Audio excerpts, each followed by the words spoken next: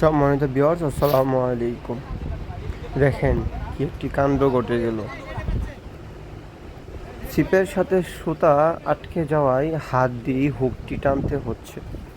যদিও এটি খুব একটি রিস্কের কাজ, এখানে হাতের আঙ্গুল কেটে যেতে পারে। তবু শিকারী মাছটিকে সম্পূর্ণভাবে নিয়ন্ত্রণ করার চেষ্টা করতেছেন। এই কাজটি কখনো সহজে করতে যাবেন না, কেননা এখানে অনেক রিস্ক থাকে। পানিতে পড়ে যাওয়ার ভয় থাকে, মাছ টেনে নিয়ে চলে যেতে পারে। বিশেষ করে যদি মাছটি না বুঝতে পারেন কত বড় হবে, আইডিয়া যদি না করতে পারেন। এখানে শিকারী আপ্রাণ চেষ্টা করছে মাছটিকে নেটবন্দি করার জন্য। সম্ভবত একটি রুই মাছ সুতার সাথে আটকে আছে।